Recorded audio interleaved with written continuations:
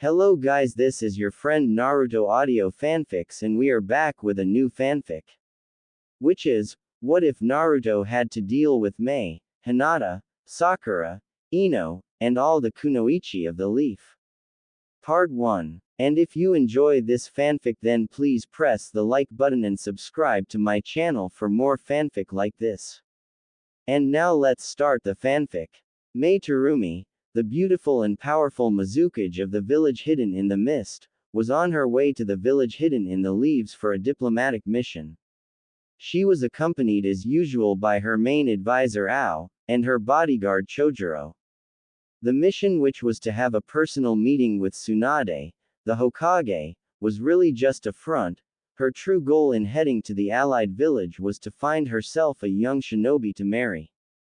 The biggest problem in the relatively young Misusage's life, geez, she was only 33, she always told her mother, was that she was still single. It wasn't that she was unattractive, in fact she liked to think of herself as quite stunning. Her problem was that being the leader of her village took up a lot of time and most of the men she interacted with were quite intimidated by her.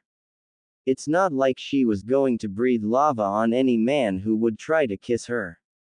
The truth was she never actually found any of the men in her own village attractive. Her primary issue with so many of the shinobi in her village was their weird shark teeth, which she just found downright creepy. A shudder ran through her as she looked over at her travel companion Chojuro, who was cursed with said teeth. Recently she had battled a rogue ninja from the Leaf Village named Sasuke Uchiha. Now there was a man who was a feast for the eyes. She sighed disappointedly. It was a shame that he was one of the most notorious and wanted men in the whole world, so pursuing him was out of the question. She did know that she needed a man like him though, pretty on the eyes and strong enough to stand up to anyone on the battlefield. She hoped that the village hidden in the leaves would be the place to find such a man. Mei definitely wanted a younger husband and she had heard many rumors about the promising young class of shinobi that had once included Sasuke Uchiha. The fact was most of the male ninjas she had encountered from the Leaf Village were very handsome, well maybe with the exception of the ones with those strange Byakugan eyes. So she was quite excited at the prospect of being able to pick from an entire village full of them. She noticed out of the corner of her eye Ao saying something to her which she had been totally oblivious to while she was lost in her thoughts. Ao said, "Did you hear that, Lady Mizukage? I said I think this personal trip to meet with the Hokage when the village is getting ready for war is totally unnecessary and pointless." Mei saw the walls of the Leaf Village approaching on the horizon as she said to her annoying advisor, "I don't care what you think about this mission. And if I hear you say anything else about it before we get to the Leaf Village," she leaned in close to his ear for the last part and whispered, "I will kill you." She smiled as she saw the stunned look on his face. Naruto was incredibly glad that Granny Tsunade was out of her coma, but that didn't stop him from being annoyed at the lame D-rank missions he'd been constantly assigned to since she woke up. He was currently stomping towards her newly rebuilt office to complain to her about giving him some real ninja work. He was the village hero after all. He actually wasn't that annoyed, but he thought that it would feel good to burst into her office and scream at her about low-rank missions, and have her yell back at him just like much happier and peaceful times in the Leaf Village, before pain ravaged it. Naruto was hoping to get away from the village for a little bit though. He was super nervous about running into Hinata outside of a group setting. The two of them had not really talked about what happened during the battle with Pain when she confessed her love to him before sacrificing herself to save him. Naruto didn't know what he would say to her, or even really how he felt about the whole situation. He was just glad that Hinata's natural shyness had creeped back to the surface and she had not approached him yet. Naruto sighed and rubbed his hand through his spiky hair as his brain mulled over the Hyuga heiress. Throughout his entire life he had been solely locked into his crush on Sakura and never really thought too much about other girls. Recently though Sakura had told him she loved him, what he always had wanted to hear, but he knew that there was some amount of hollowness in it. Hinata's confession however ringed with a truth and fierceness that he could not deny, not to mention that she was willing to die just for the slightest chance to save him. Naruto was still shocked that Hinata had such strong feelings for him. The two of them could not be any more different. She was the heir to the most influential clan in the village, whilst he was the outcast, cursed with a demon inside of him, shunned by so many for so long. He was loud and obnoxious and goofy at times, while Hinata was quiet and reserved and graceful, and beautiful. Now that he had been thinking more about her, he came to the realization that she really was beautiful. Her long luscious blue hair, her pale skin, the gentle lavender of her special eyes, her very shapely and firm. He shook his head, cursing to himself, "Damn you pervy sage, making me think that about her," because even with all of the wonderful physical attributes she had, by far the most beautiful thing about her was who she was. She was so sweet and kind, but on top of that she could be a true warrior when she needed to be, and she was so fearless and loyal. He had told her this many times, and he had always meant it. Hinata Hyuga was amazing. This amazing girl was in love with him and he had no idea about what he was going to do. It kept mulling over and over in his head that the next time he saw Hinata he had no idea how to act around her. He had never kissed a girl, let alone had a girlfriend, but Hinata was in love with him, and he couldn't deny that he'd like to kiss her, date Hinata, but going from never having a girlfriend to something with such serious emotions behind it was unknown territory for Naruto, and he was pretty sure he'd be a lot less nervous battling a million ninjas than being alone on a date with Hinata. It was times like this that he really missed Jiraiya. He always felt like he could talk about anything with the old geezer, and even if he didn't get an answer, just putting it all out there would help clear out his mind. Like with this particular problem, he was certain that Jiraiya's advice would be straight from his Make Out Paradise series, and thus completely useless to Naruto. He could maybe try Kakashi-sensei, but that was nerve-wracking in its own way, not to mention also wrought with the possibility of more advice from the sleazy line of novels.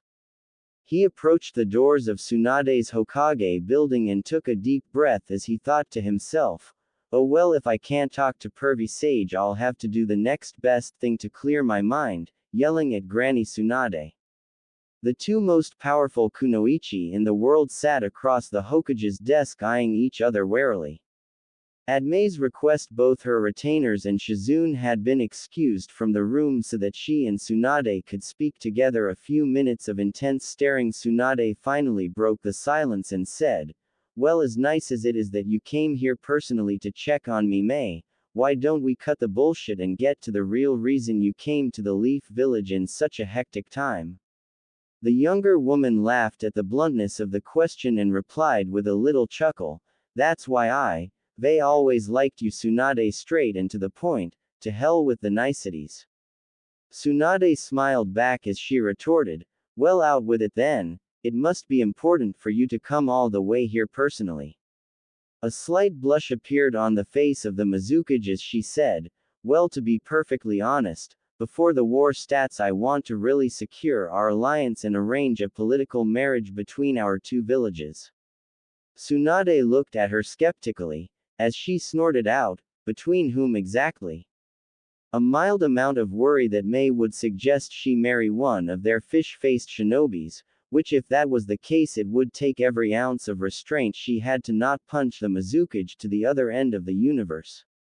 Mei spoke rather sheepishly, "Well, actually I was rather hoping to find a husband for myself here." Tsunade burst out in a full-fledged gut-busting laugh as she processed what the Mizukage had just said.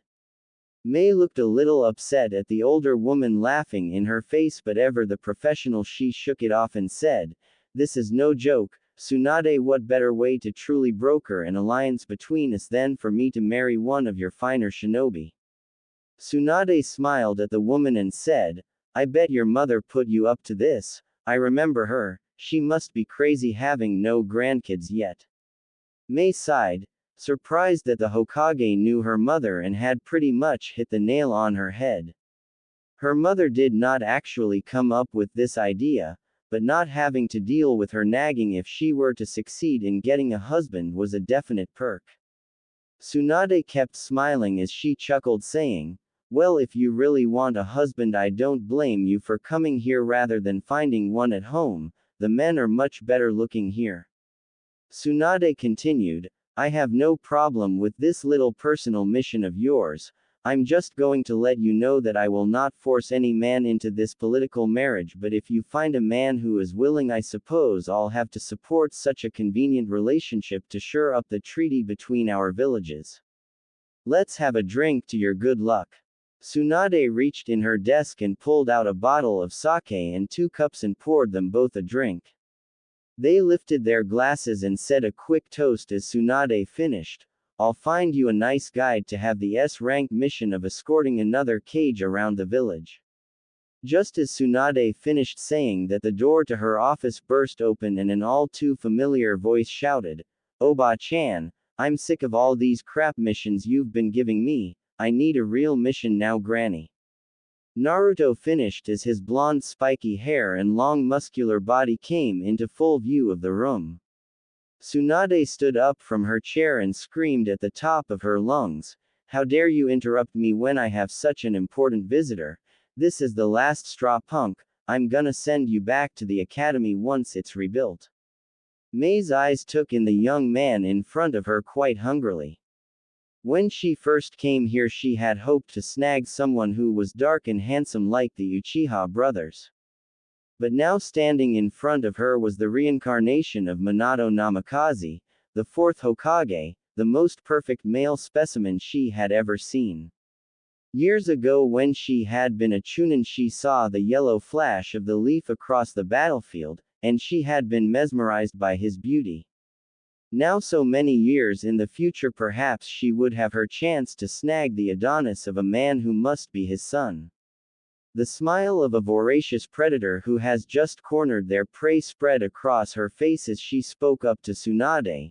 "Now, Tsunade, my friend, this shinobi looks like he deserves an S-rank mission." Naruto shook his head happily when he heard that, as Tsunade looked over at the Mizukage with a concerned look in her eyes as Mei finished her statement with the words, "I think I've found my man." Tsunade heard Mei say that she found her man and turned her head to look at the Mizukage and was concerned with the look she saw in Mei's eyes as they scanned over Naruto. Mei said, "Tsunade, this young man looks more than deserving of an S-rank mission, and seeing as we were just discussing one, I humbly request that you assign him as my escort around the village."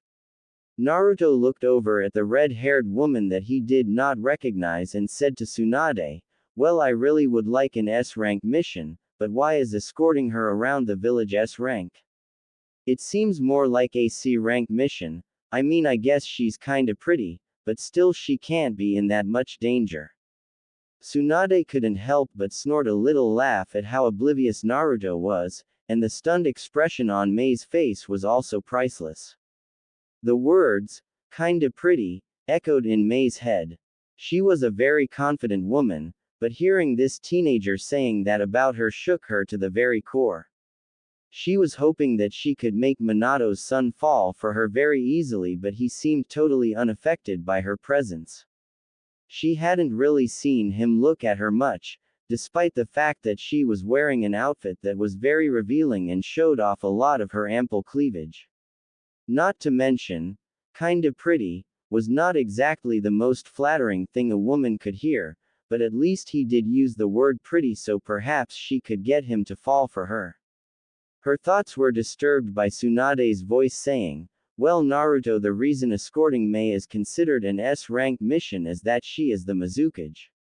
Naruto turned and looked at Mei with a newfound sparkle in his deep blue eyes and said, "Wow, cool, you're the Mizukage. It's my dream to become Hokage someday. You must be really powerful. You'll have to show me some awesome jutsus." "Granny Tsunade, I'd love to show the Mizukage around the village. Please let me have this mission." He turned back towards the Hokage with the widest grin plastered across his face as he begged a little more, please. Tsunade smiled at Naruto and thought about how innocent and young he was despite being the most powerful shinobi in Konoha. When he gave her that gigantic goofy smile, Tsunade could not refuse the boy whom she thought of as her own son. She was still very concerned about the Mizukage's intentions towards Naruto, but as much as she wanted to keep the two separated, she couldn't bear to see the disappointment in his eyes, and she was sure the woman would find some way to be around him anyway, so she may as well sanction it to not let on about her apprehension or suspicions. Tsunade said, that seems like a wonderful idea. May, this is Naruto Uzumaki. Naruto, this is May Terumi, the Mizukage of the village hidden in the mist. Naruto, I hereby appoint you to the mission of being her escort around Konoha. May, I will instruct my finest man to make you and your travel companions a place to stay while you are here. May said very politely, thank you, Lady Hokage. Now Naruto, let's head out and you can show me all the sights and sounds of the village. Naruto smiled at the older woman and said, of course, Lady Mizukage, I'll take you to my favorite place in the whole village. I hope you like ramen. May looked over at the boy and thought about just how different he seemed to be from Sasuke Uchiha, whom she had battled. He not only looked entirely different, but he seemed to be so light-hearted and innocent, whereas the young Uchiha was so dark and brooding. From her limited interaction with Naruto, she found it hard to believe that he could be a powerful ninja. However, she knew that as the son of the yellow flash of the leaf, and the way that he interacted with the Hokage, just bursting into her office and yelling at her like that, like it was second nature, meant he was very close to the legendary Sannin. She had no doubt that there was an incredible amount of strength and power under all of his youthful innocence, and she could not wait to peel every layer back to fully expose the delicious young man in more ways than one. She laughed and said, I don't eat ramen much, but I can't wait to try some if it's your favorite, and please Naruto, just call me May and not Lady Mizukage. I want us to be good friends. The unusual pair left Tsunade's office, and after they had been gone for a minute, the Hokage shouted for Shizune to come in. Shizune walked in and asked, yes, Lady Tsunade. Tsunade replied, have Yamato drop whatever he is doing and tell him to use all of his chakra to make an exquisite house for the Mizukage, as she will be staying in the village for a short while. Also have Shikamaru report to my office immediately. Shizune shuffled out to carry out her orders. Tsunade sighed. She was still very concerned about Naruto and May's intentions towards him. She was going to monitor this situation very closely. Naruto and May exited Tsunade's office, and May said to him, Naruto, if you would please excuse me, I need to talk to my two companions in private for a minute. I'll meet you outside. Naruto shrugged his shoulders and said, sure, as he turned down the hallway and made his way outside. May walked over to Chojuro and Ao as they had been sitting in a waiting area while she had been in the meeting. Both men stood up as she approached, and she said in a commanding tone, I have a mission for both of you. That young man has been appointed as my escort, so I have jobs for both of you as he shows me around the village. Ao gave a little derisive snort, but she ignored it and continued, we are going to be staying here as guests for a little while, so Chojuro, you will wait here for the shinobi who will take you to where we will be staying while we are here. Ao, I want you to very subtly gather as much information you can from around the village about a young shinobi named Naruto Uzumaki. Ao asked, Naruto Uzumaki? You mean the Jinchuriki of the Nine-Tails Fox? She mentally slapped herself. She forgot that Naruto Uzumaki was the name of the Jinchuriki of the Leaf Village. The fact that he was the host of the Nine-Tailed Fox was going to make her mission to marry him that much more difficult, but she was never one to back down from a challenge. Actually, the knowledge that he was a Jinchuriki made him only more attractive to her. That meant that he certainly was powerful enough to be her husband, and it made his bright and warm personality even more impressive. She knew the way most people treated the demon hosts, and for him to still be such a pure heart meant that he had a very strong will. She said to Ao, "Yes, him, and be very careful to make no one suspicious with your questions." With that, she turned around and made her way outside to meet Naruto. She got outside and saw the blonde boy in the black and orange jumpsuit leaning against a wall. His eyes locked onto her and a large smile spread across his face, and he said, "Hey May, let's go. I'm starving, so let's hit up Ichiraku Ramen, it's the best food in the village." "It's this way." He ran up next to her and waved his hand, beckoning her to follow. The two started walking slowly down the street. She looked around the still mostly devastated ruins of Konoha as she walked, and the reality of the looming war hit her a little. She heard the voice in her head that always nagged her about being unmarried pipe up and say, "This one is super cute, you better not screw this up, we need a husband." She contemplated the blonde walking next to her. She was really unsure of how best to approach seducing him. From the little she had been around him, she was pretty sure that a hard and fast approach would probably scare him away. He seemed much too sweet and innocent and probably inexperienced with girls to just jump him when they got alone. She decided she would take it slow at least for today and find out more about him, to try and formulate the best plan to entirely ensnare him in her feminine wiles. A good shinobi always gathered the most information they could before they made their move, and a day of talking with him, not to mention the information Al would scrounge up, would help her come up with a surefire plan. The one thing she knew that she had to get accomplished today was to get this kid's blood pumping a little when he looked at her. So far she had been very disappointed in how little he seemed to even notice that she was a damn woman. While she was still convinced that an overly aggressive approach would not work with him, she was more than prepared to absolutely barrage his defenses with some very subtle seduction. She leaned into him and put her arm through his and squeezed his taut muscular arm and pointed at the Hokage monument and said, "After we eat Naruto, I want you to take me there." She made sure to contort her body in an awkward way plus get on her tiptoes to shove her right into his face. She smiled as she saw his eyes lock on her for a few seconds and his cheeks turned bright red as he stammered out a very flustered response that sounded something like, "Sure." The nagging voice in her head breathed a sigh of relief as she thought to herself, "Well, it isn't hopeless, he seemed to like that, so at least he's not gay, I'll snag him yet." Hinata had just finished meeting Kurenai-sensei for lunch. The lunch was very helpful to Hinata as she finally got to talk with someone about what had happened between her and Naruto during Pain's attack. Kurenai was the only person she really felt comfortable talking about things like that to, and her brain had been scrambled from the lack of any sort of resolution or acknowledgement from Naruto. There was a part of her that hoped that Naruto was going to come back from defeating Pain and pull her into his arms and give her the kiss of a lifetime after she confessed.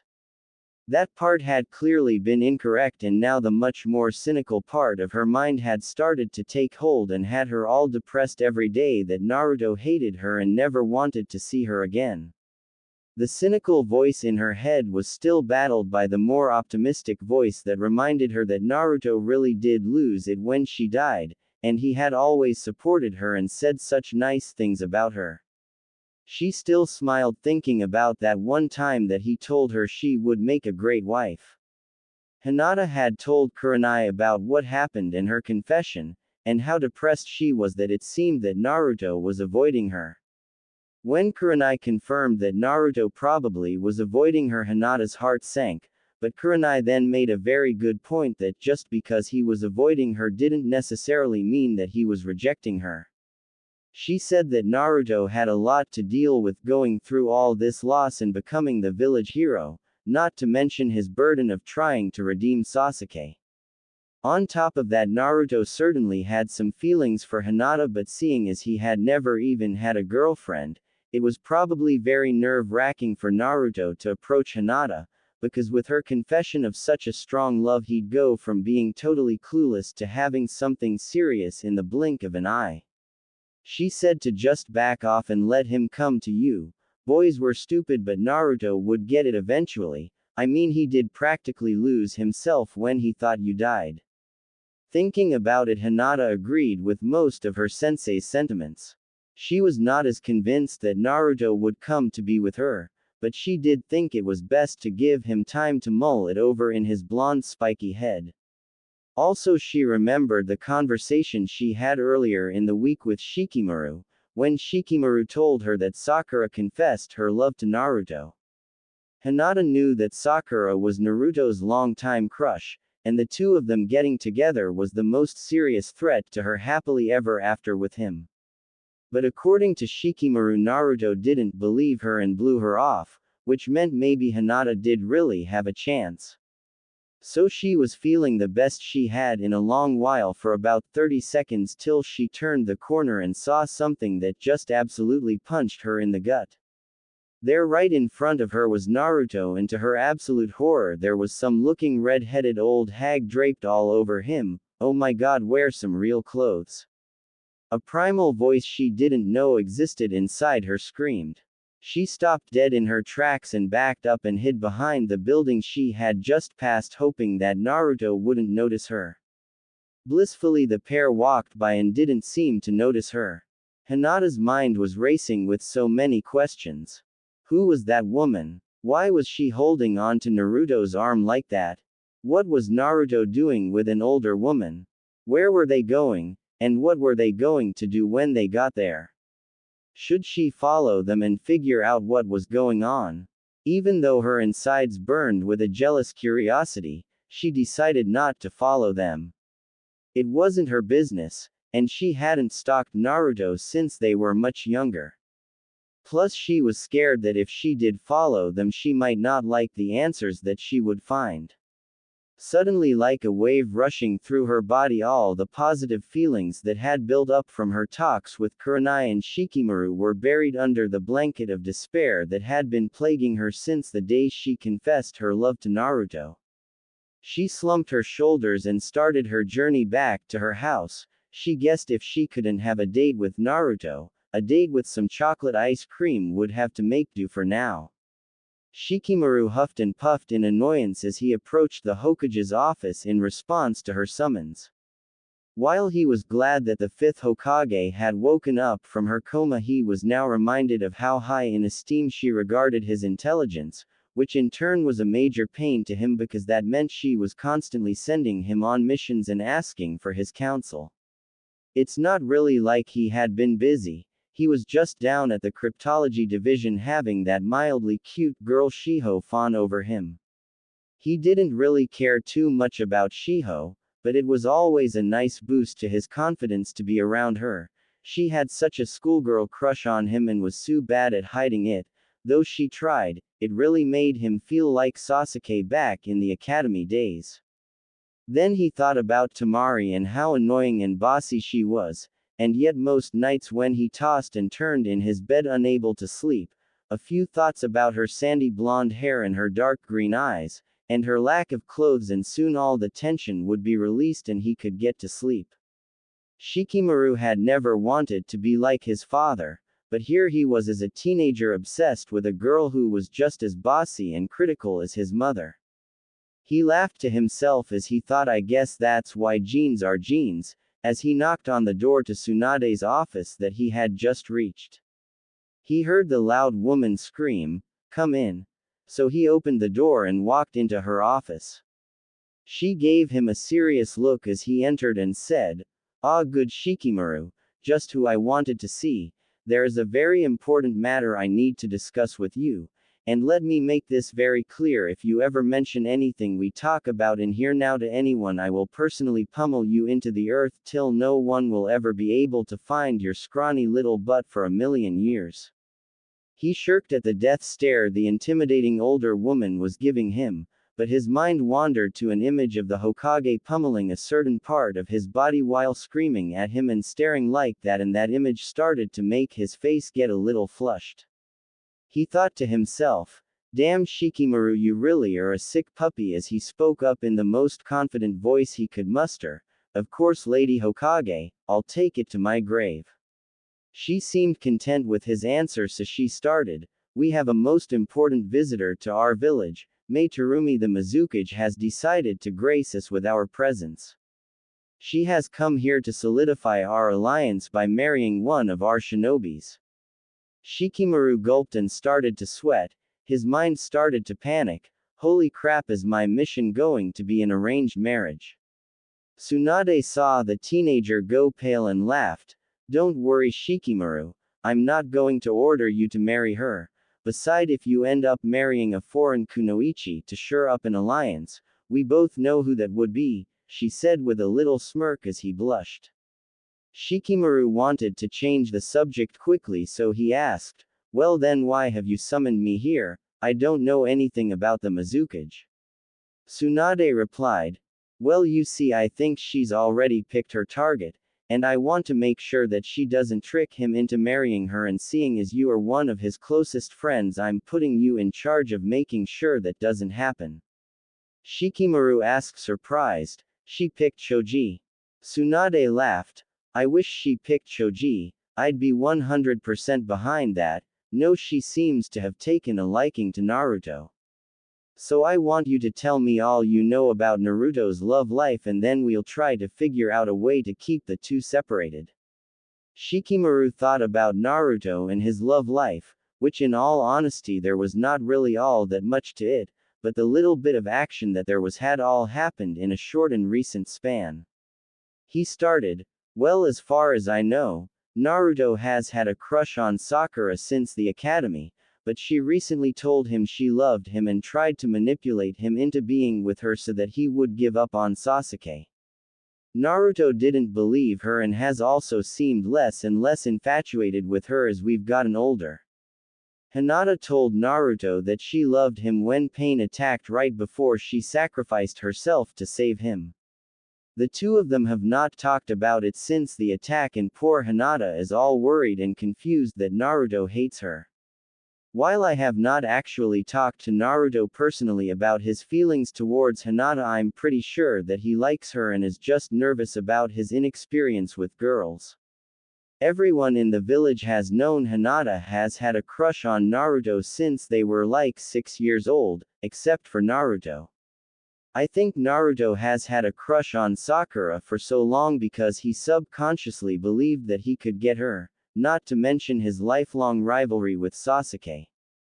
Taking away one of Sasuke's fangirls would have been a victory for Naruto over Sasuke, something that he has always been desperate to strive for. With Hinata, however, Naruto's subconscious self-worth issues have never allowed him to believe that he was in the same league as Hinata. She is the heiress to the most important clan in Konoha, and he was the most hated wretch shunned by the village.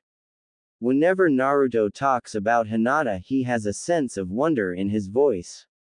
He's always talked about how wonderful and amazing she is, and I've also heard him describe her as beautiful. I believe that left undisturbed Naruto, who is rapidly gaining in confidence from his massive increase in strength and his victory over Pain, would realize that he does deserve Hinata's love and go to her, and the two of them have the potential to be a great couple. The relationship that has developed between the two of them is quite ironic. They both have placed the other on a pedestal and neither thinks they can reach up to it. But as I said, I think that the bravery Hinata showed that day, and her love and sacrifice for Naruto inspired him to save the village, so I'm pretty sure those two are destined to have some sort of relationship. Tsunade looked over Shikamaru proudly. This is why despite his age he was perhaps the most valuable mind in the village. The analytical way he broke down Naruto was quite impressive, and he had come up with all of that pretty much on the spot. So what do you think would be the best way to avoid Naruto getting caught in the Mizukage's web of seduction? Shikamaru said, well, that's easy. Naruto has many outstanding qualities. I've never been more inspired or impressed by anyone than I have been by Naruto. Of all of his strengths, the thing that stands out the most about him is his fierce loyalty. So I believe that if we can somehow manage to speed up what I believe to be the eventual relationship he is bound to have with Hinata, and make her his girlfriend, there would be no way in the world he would ever betray her trust and love, no matter what this Mizukage threw at him. Tsunade nodded her head. Excellent Shikamaru, we will go with that plan to make sure that he and Hinata end up together. For now I want you to be discreet but keep your eye on what is going on between Naruto and Mei. I will work on getting Hinata the confidence to go get her man. You are dismissed, but keep in mind if Naruto ends up with the Mizukage I will spend the rest of my days making your life the most miserable existence any man has ever had. With that Shikamaru backed sheepishly out of the Hokage's office. Tsunade turned around and looked out the window, concern in her eyes. Naruto was the only boy she ever thought of as a son, and though she had a lot of confidence in Shikamaru, she knew that not letting Naruto get his heart played with and manipulated was one of the most important missions she has ever had. Naruto exited Ichiraku's with his belly full of ramen. He had restrained himself in the presence of the Mizukage and only had 3 bowls, while she had 2 bowls of miso flavor and said it was the best ramen she had ever had. Mei turned to him and grabbed his arm as she said, "All right Naruto, now let's go up to the Hokage monument, I'm sure the view of the village from there is amazing." He nodded and agreed with her. Yes, it really is. Sometimes I go up there to think, and dream of the day when my face will be up there next to Granny Tsunade. He felt her squeeze his arm and suddenly his cheeks got a little hot. He felt weird around the Mizukage. He had never been around a girl who was so touchy-feely.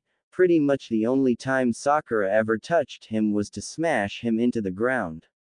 Mei said, "I'm sure you'll make a great Hokage someday Naruto," as she snuggled into him a little more. The two continued down the street toward the Hokage monument, drawing a lot of attention from the villagers.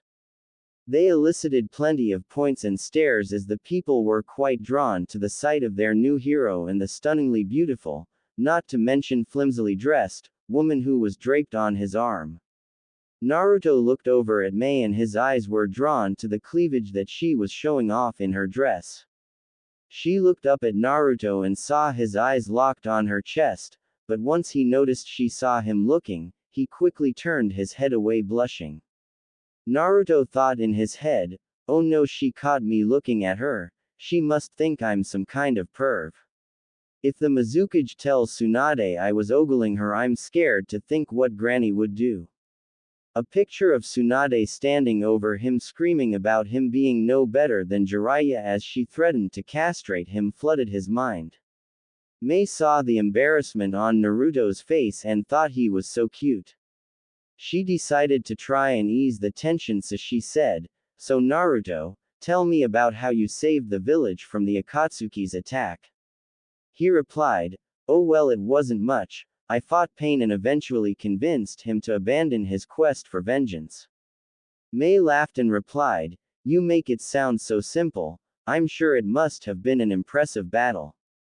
From what I've heard, all of the Akatsuki are extremely powerful, so you must be quite the strong shinobi."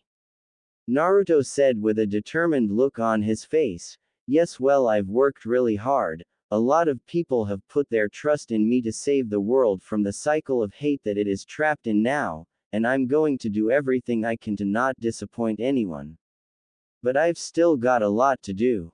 His mind drifted a little, thinking about Sasuke, and trying to keep the voices in his head that doubted if he could save his friend down. Mei looked at the expressions on the young blonde's face as his embarrassed shyness had been replaced by a much more serious and troubled expression. She initially was attracted to this young man because of how he looked and who his father was, but the more she spent time with him, she found herself being drawn in by the curious combination of inexperienced innocent teenager and man who was weighed down by all the troubles of the world being on his shoulders that existed inside Naruto. Naruto saw her eyes looking into his with a curious look in them, and she gave him a gentle smile. Suddenly Naruto was struck by just how beautiful she was. She may have been much older than him, but it didn't change the fact that she was one of the most beautiful women that he had ever seen. He watched her mouth start to move as she started to speak again. Unfortunately, the words she was saying were lost on him as his mind was focused on kissing those lips. He shook his head out of the daze he was in and said, "Sorry, May, I didn't hear what you just said." May chuckled as she repeated her previous statement. "I said, Naruto, that you don't need to face this burden alone. All of us in the 5 great nations are going to fight alongside you and stop the Akatsuki." The two of them reached the top of the Hokage monument and Naruto said, "I like to go out on the head the 4th Hokage, he was my dad. I have a little blanket I hide up here, I'll grab it and we can sit on it and look at the village. The view was much better before Pain's attack, but now I like it more in a way because I can see the village coming back to life slowly, and every time I look down on it it's grown a little more." Naruto pulled a blanket out from under a secret rock, and walked out onto his dad's head and placed the blanket down as he sat down on it, and Mei came up next to him and plunked down on the blanket. She said, "Wow, it's a little chilly up here." She then grabbed his arm and put it around her shoulder as she cozied up next to him. Naruto smiled. He couldn't exactly explain, it's something about being up here with Mei and having his arm wrapped around her felt really good. He had always dreamed about sitting up here on a date, just like this with Sakura, but part of him was skeptical that it could ever be so nice with his pink-haired crush. The strangest thing about the two of them up on the monument was how much it seemed like the Mizukage was enjoying it. After they had been sitting there for about a minute, Naruto felt Mei rest her head on his shoulder as she said, "Wow, this view really is amazing. I don't often get simple moments like this being a cage, it makes you miss it. Thanks for sharing this special place with me, Naruto." Naruto didn't know too much about women, but he felt like he was getting signals from the older woman that she wanted this to be a date. But that couldn't be the case. She was way older than him, not to mention incredibly beautiful, and a cage. There was no way a woman like that would want to be out on a date with him. She was probably just happy to be relaxing, no matter who she was with. He squeezed her a little tighter, and she smiled as she felt the heat from the boy envelop her. Mei thought to herself that she could really get used to this. As every minute went by in his arms, she became more and more determined to make sure that she succeeded in her mission.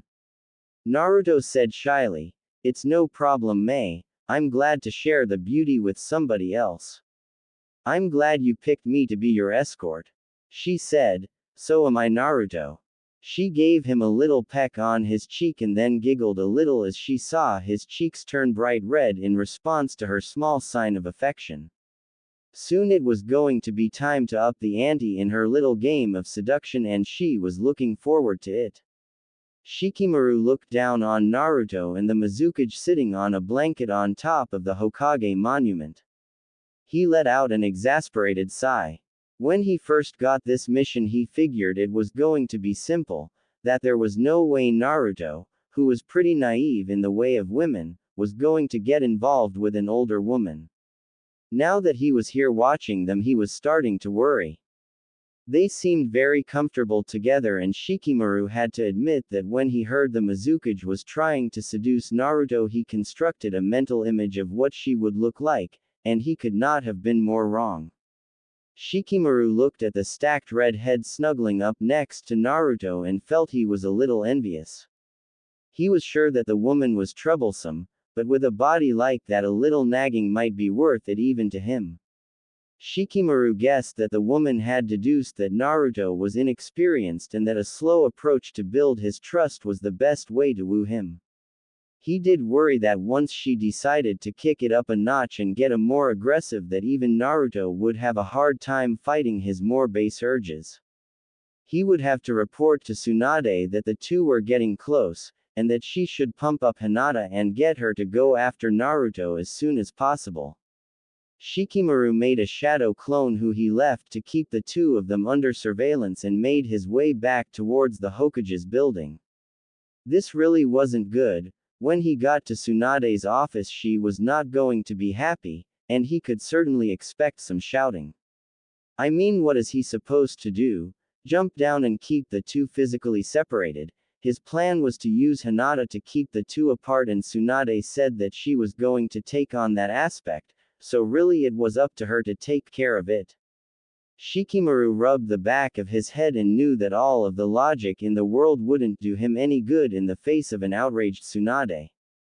How did he get stuck with such troublesome duties? And on top of it all, he was going to have deal with Tamari, as that Kunoichi was due in the village any day now.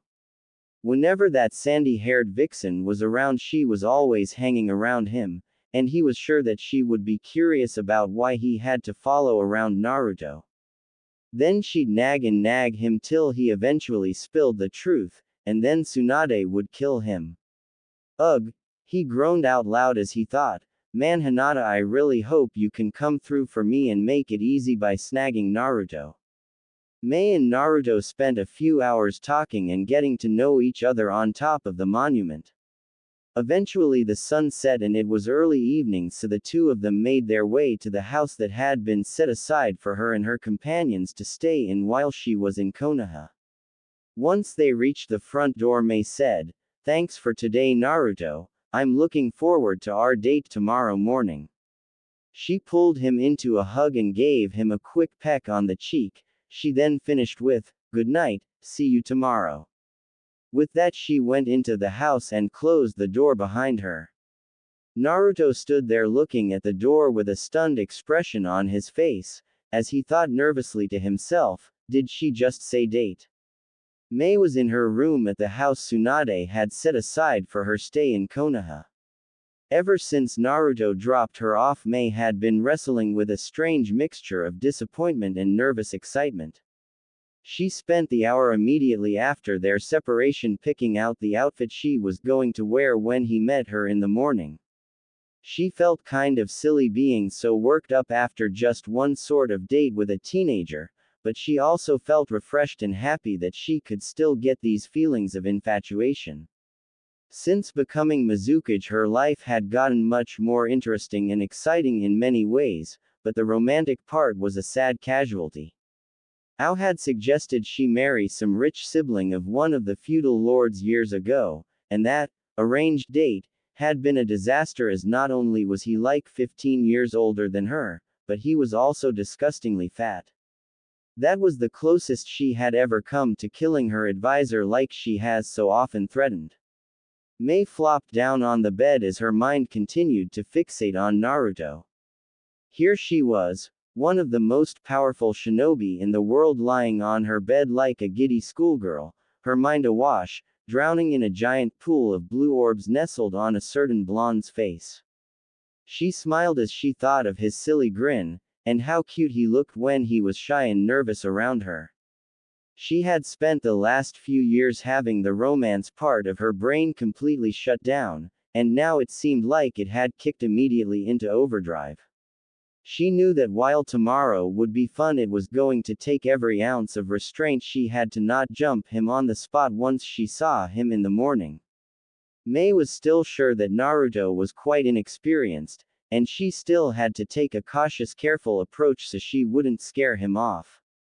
She kicked off her shoes in frustration as she realized that when she came up with this plan to marry a leaf shinobi, she didn't really think it through.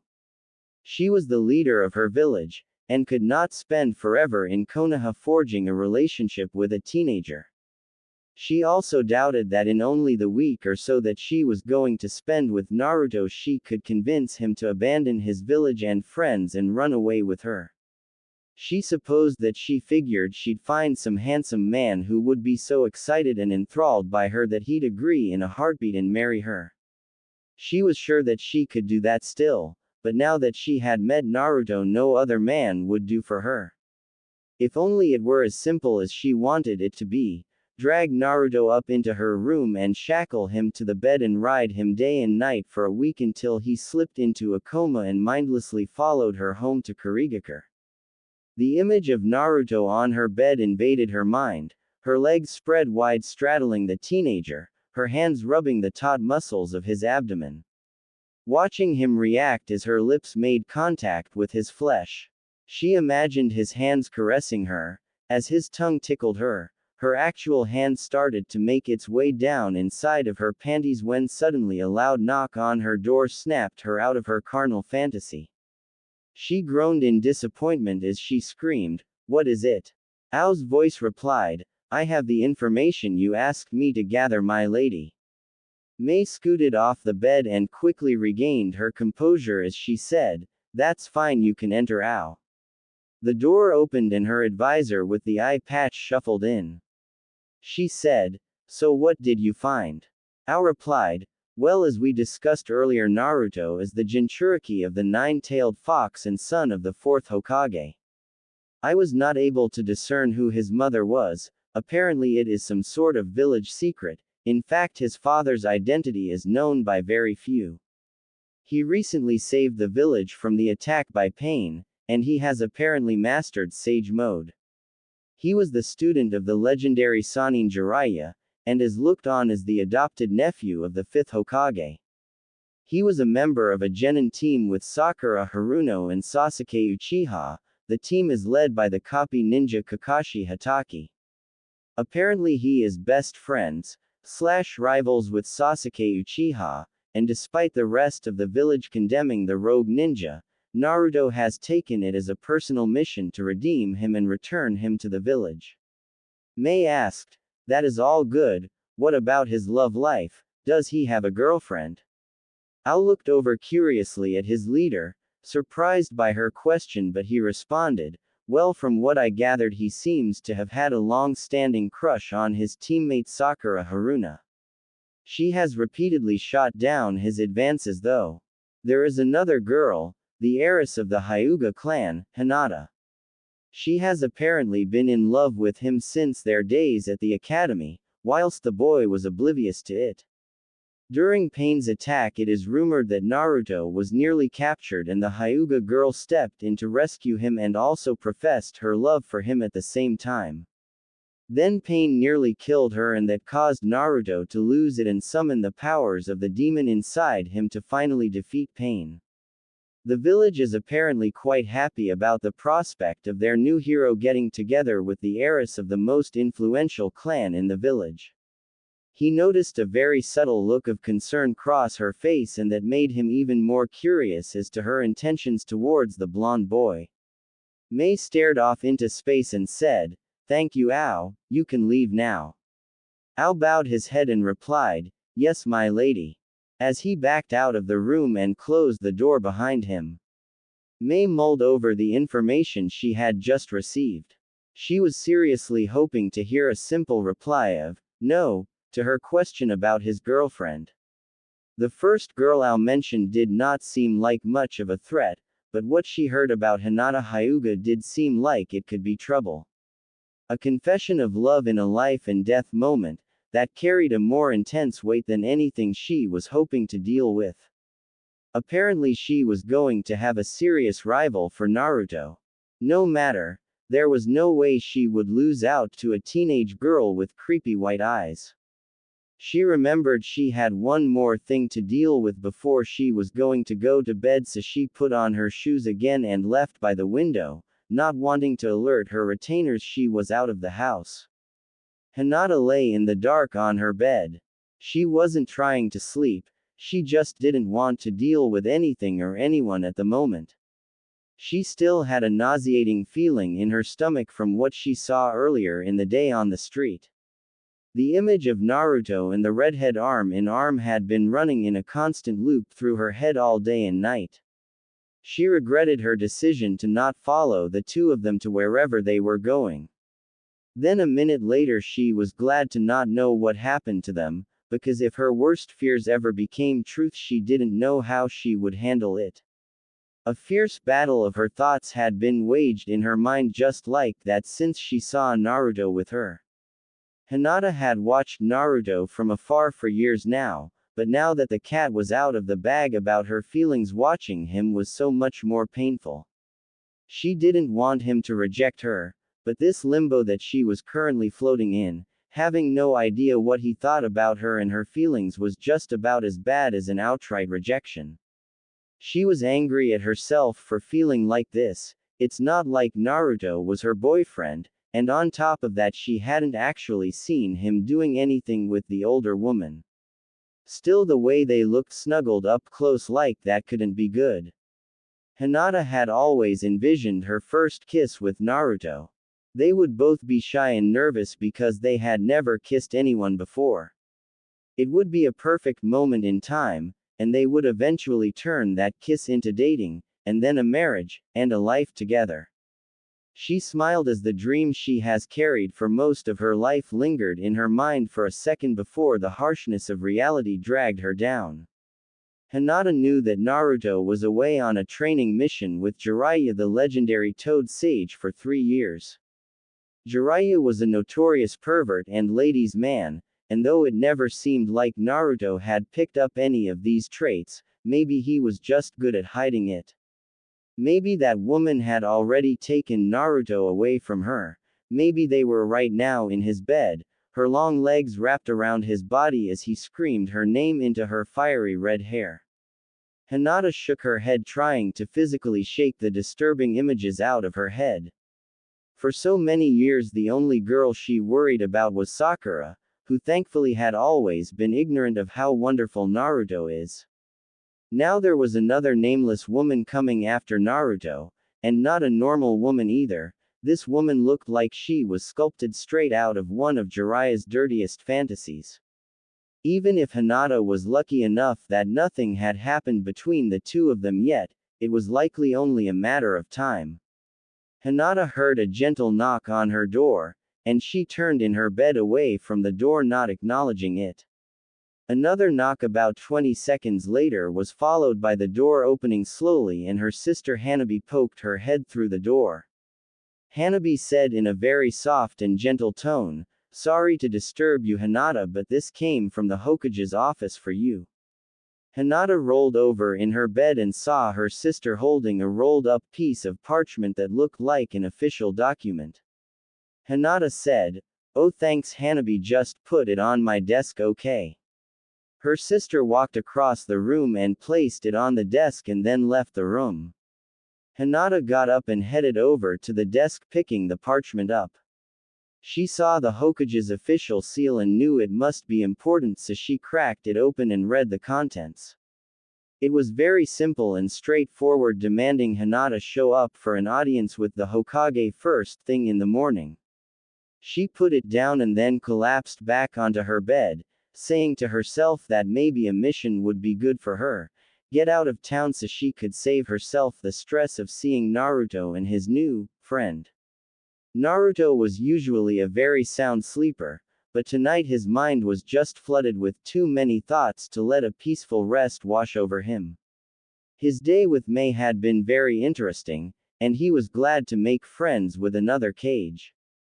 Her parting words about being anxious for their date tomorrow still rang in his ears. He still found it hard to believe that a woman like her would want to have anything to do with him like that, and was convinced that she meant the word date in a very neutral fashion. There was another voice in his head that had been getting louder and louder the longer he tossed and turned in his bed that had quite the contrary opinion though. It kept screaming that all the signs were there that she wanted it to be a date. Naruto knew very little about women, and he was well aware of that fact. He knew that he could very easily be misreading things, but even if he did misread them, he couldn't deny that there was definitely something there. Whenever he had seen pervy sage around women who seemed to like him, they were always hanging on his arm and touching him. Naruto rubbed his arm and thought about how for hours Mei had either been holding it or wrapping it around herself almost constantly. Naruto chuckled as he thought of the expression Jiraiya would have made if Mei had been holding his arm like that. It probably would have been worse than the first time Naruto and Konohamaru had cornered him and showed off their newest collaboration jutsu, the super ultimate harem jutsu. His laugh subsided as the nerves of what it meant if she really did mean tomorrow to be a date hit him. Naruto couldn't deny that Mei was incredibly pretty. She had colorful hair, something he always found very attractive, not to mention her green eyes, which were just about perfect. Orange had always been his favorite color, but the one exception to that was in woman's eyes. He loved green eyes like Sakura's and now like Mei's. Though he did have to admit that he had never seen a woman with orange eyes, and if he ever did he was pretty sure it would be damn. He could see himself brushing that bang she covered half her face with out of the way and both of his eyes locking on hers as he gently cupped her cheek and leaned in to capture her pretty pink lips with his own. Thinking about her in this way sent a wave of nervous energy rushing through his body. It was times like this that he really wished he had followed Jiraiya's advice on their trips together and hooked up with a girl. Even if he was right and Mei did want him to make a move on her, she was like 30 and had probably been on millions of dates, how was he not going to totally embarrass himself? What if he was a terrible kisser? Or what if he was really good and she wanted to take things further? His body got extremely excited at that prospect as he remembered how incredible her looked in that dress. The thought of them without the dress and being within the reach of his hands almost completely blew his mind. But then what if he did totally misread the situation, and he made a move and she killed him and then turned him into Tsunade for being a perv? Naruto flopped around in exasperation for about a minute thinking, man woman make things so screwy. Then his mind wandered to the other woman who was complicating his life, Hinata. He still had barely talked to her since she told him that she loved him and sacrificed herself for him. He felt bad thinking about another woman while leaving things so unsettled between them, but there was nothing he could do. He was still very unsure about how to handle her, and being sidetracked by this whole Mei situation certainly hadn't made things any easier. The best thing would probably be to just ignore Hinata for a few more days, deal with Mei for as long as she was around, and maybe he could use whatever happened between him and Mei, if anything did, to help him sort out his feelings for Hinata. He laughed at himself. That sounds like a terrible idea, but it was the only one he had at the moment, so he was just going to have to run with it. Laying sleepless in his bed, Shikamaru was anxious about tomorrow as he had gotten confirmation that Tamari was going to be coming into town in the morning. He did not look forward to having to explain to her why he couldn't escort her around town all day like he usually did, because he had to keep an eye on Naruto. Tamari would probably say that it was okay because she'd just help him tail Naruto, and then he'd have to try and keep his mission secret while she was bothering him all day. Not to mention the fact that following Naruto was likely to be a major pain in the. Plus Shikamaru was considering finally making his move on Tamari. The two had been dancing around it for years, and he was getting way too horny to keep playing it coy. He had been flirting a lot with Shiho recently, and then there was always the constant games he played with Ino. Unfortunately, Shikamaru knew that if he ever actually did anything with either of those two girls, Tamari would use the most blunt part of her giant fan like a hacksaw and slowly remove his testicles. So he figured that since Tamari had already basically claimed him as hers, he might as well be getting some of the action he wanted from her, and following Naruto around was not the best way to set the mood, romantically. Suddenly Shikamaru felt a weight crash down on his bed and a hand cover his mouth. He opened his eyes and looked up to see the Mizukage straddling him with one hand covering his mouth, the other hand having one finger up to her mouth as if she were shushing him. She looked down at him with murder in her green eyes as she started to speak. "Don't worry, I'm not going to hurt you, I just want to talk. I noticed you following Naruto and I around all day, so I can only assume that you are Tsunade's lapdog that she assigned to keep an eye on me." Shikamaru nodded and the redhead continued, "I have no problem with you watching, in fact that kinda turns me on." As she said that part she winked at him and grinded her pelvis on him slowly. Feeling the gorgeous redhead grind on top of him with only a flimsy sheet between them was starting to have an effect on little Shikamaru. She pulled the hand off his mouth and started to very seductively lick each of her fingers, still grinding her hips on his. She smiled as she said, "I see you like this, little boy. Like I said, I don't mind if you watch, but get in the way of me and Naruto. Shikamaru noticed that each finger she had licked now had what looked like a little red ball of lava on it, and then he saw that hand reach under the blanket as she continued her statement, and what you're feeling now will be like a cool breeze that you'll beg for. Suddenly he felt her hand grab his balls, and where each of her fingertips touched it he felt an intense heat burn into his balls. He groaned in pain as she pulled her hand off after about 2 seconds. She leaned down and gave him a peck on the forehead as she said, "I hope we have an understanding." Shikamaru just nodded dumbly as he was still shocked by what just happened, and his balls felt like someone had just put out 5 cigarettes on them. She smiled at him with the scariest face he had ever seen and said, "Excellent, now good night and sweet dreams." Then she got off his bed and exited through his window. Shikamaru turned on his light and looked down at his groin and saw 5 fingerprints branded into his nuts. Seeing that all the feelings of jealousy he had for Naruto about being seduced by the hot older redhead were quickly melted away, and also suddenly dating Tamari didn't seem too bad. Shikamaru casually leaned on the walls outside of Konoha waiting for Tamari to show up. He had received a message from her saying that she would be coming in early in the morning and that she hoped to see him as soon as possible. Which he translated to, "Be waiting for me outside or there will be hell to pay." The previous night was still burning in Shikamaru's mind figuratively, and burned on his balls literally. He had spent about an hour icing his boys down after his late-night rendezvous, and during that time he decided that when he saw Tamari this morning he was going to stop pussyfooting around and make his move.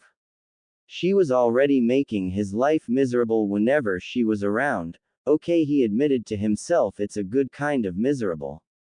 He figured that if he was going to be miserable he may as well be getting some from her. He was 99% sure that she wouldn't shoot him down, and if she did at least it would save the Mizukage the trouble of killing, after thinking that he saw on the horizon the form of the sandy blonde Kunoichi that he was obsessing over making her way up the road that led into Konoha. He took a deep breath and rubbed his spiky hair as suddenly he felt the cliché butterflies in his stomach that he usually got around Tamari, but on a much grander scale. The moments ticked by at an agonizingly slow pace as Tamari approached him. He leaned back against the wall, exhaling loudly, mentally preparing himself for what he was about to do. Once Tamari was within speaking range, she laughed and said, "Just as I expected, Shadow Boy, you just couldn't wait to see me." He sprung from the wall at a surprising pace to close the distance between them and said, "Shut up, woman." As he grabbed her face and turned her towards him and lowered his lips down onto hers. Tamari was shocked as she felt his tongue probing for entry into her mouth, but after about a second she happily accepted his kiss. She moaned in pleasure as one of her free hands grabbed Shikamaru's and pulled him into her body. Their tongues danced together for about a minute till they finally broke apart. Tamari leaned in and kissed his neck and whispered in his ear, "God, how I've been waiting for you to do that, what the hell took you so long?" Shikamaru laughed and replied, "Oh, I've finally lost my mind." Then he pulled her in for another kiss. The next several minutes passed by in a serious make-out session between the two. He pulled back and said, "Man, that was so much better than I imagined it was going to be." She poked him and said, "Oh, and just how long have you been imagining it?"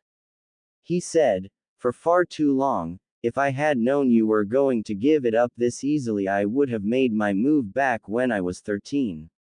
Tamari gave him a death stare as she huffed, "Oh, I'm easy, am I? Huh, well, just wait and see how long it is until you get any more of this." She motioned up and down her body. He laughed as he wrapped his arms completely around her and pulled her face right into his and smiled a confident smile as he joked, "You and I both know there's no way you can deny me." He caressed her cheek and locked onto her emerald green eyes. She gave him a shy smile and blushed a little bit as he continued, the playfulness gone in his voice, replaced by a very serious tone. I really am an idiot Tamari. You are the most beautiful thing I have ever seen. I don't know what took me so long, but I want to make up for every second that we've wasted. His lips greedily crashed down on hers again as they lost themselves in another kiss. She pulled back and said in a flustered voice, God Shika, how did you get to be such a good kisser? Her eyes darkened as she started to say, you haven't been pracked. She was cut off by another kiss of his. He replied, pulling back, Shish Tamari, don't worry, I only practiced with Choji. Then he shot her a ridiculous grin. She couldn't help but laugh at the absurd statement and quickly retorted, well then maybe I'd better go see how good he's gotten. Shikamaru wrapped her tightly into a hug and whispered in her ear, nah, that's not going to happen. Now that I've got you, I'm not ever going to let you go. He squeezed her tight and Tamari felt a rush of excitement at the possessive tone in his voice. She had never been so happy in her life. She was the sister of the case cage and presented a tough as nails image to the world. Well, it wasn't really so much an image as she really was just as strong as her Jonin status would suggest. Still inside of her there was a young woman who had longed for a moment like this, and for some reason she didn't fully understand. For years now in these girlish fantasies the hero was always the lazy shinobi who was now holding onto her like they were the only two people in the world. She rested her head on his shoulder and let out a contented sigh. She had always enjoyed the antagonistic and flirtatious nature of the relationship between herself and Shikamaru. The tension created by their pent-up desires being buried always made being around him feel so electric, but now she couldn't wait to see what kind of sparks would be created when they both let those desires bubble fully to the surface. She whispered in his ear in the most seductive voice she could muster, let's take this to your bedroom Shikamaru. He groaned and replied, well Tamari, as much as I want to, and Lord knows I want to.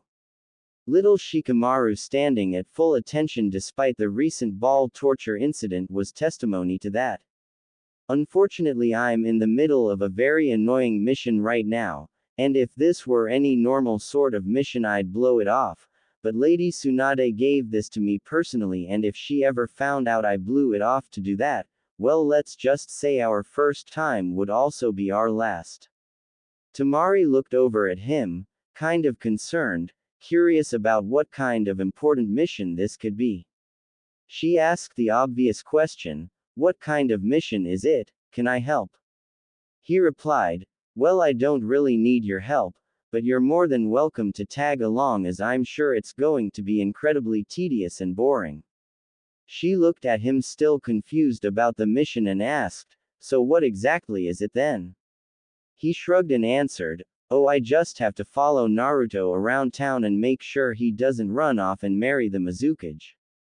Tamari laughed at his answer, but then noticed the quite serious expression that he was still sporting. She replied, you're serious, the Mizukage is in town and is after Naruto. He nodded his head. She thought about it for a few moments and said, wow, I feel sorry for Naruto, she can be kind of scary when she wants to. Shikamaru replied with a nervous laugh, oh, believe me, I'm well aware of that. Hinata stood outside the door of the Hokage's office wondering what sort of mission she was going to be assigned. Shizune opened the door and said to the Hyuga girl, okay, you can come in now Hinata, Lady Tsunade is ready for you. Hinata walked past the assistant to the Hokage and walked into the room to see the older woman sitting at her desk. Shizune exited and closed the door behind her. Hinata stood in front of the Hokage's desk, eyes to the floor as she said, hello Lady Hokage, do you have a mission for me? Tsunade looked over the young pale girl in front of her and couldn't help but admit that she was a little skeptical of Shikamaru's plan. Hinata at times was a good ninja, and if what Tsunade had heard was true about her standing up to pain, then that showed maybe there was the potential for much more. However, throwing Hinata head to head in a bout with Mei seemed kind of like throwing a lamb to slaughter. Still, she had a lot of confidence in Shikamaru, and would at least initially give his plan a chance. Tsunade spoke up. Well, it's not exactly an official mission, but I do want to talk to you about a very serious matter. Hinata started to get nervous as she heard the Hokage's words. Tsunade continued, I want to talk to you about Naruto, and what happened during Pain's attack, and what you plan on doing about it from this point on. Hinata groaned on the inside. She felt embarrassed enough about the situation. Talking to the Hokage about it was absolutely mortifying. Tsunade kept going. First, is it true that you saved Naruto from Pain, and then told him that you loved him? Hinata nodded her head and then meekly answered, well, I didn't exactly save him, but I did confess my feelings.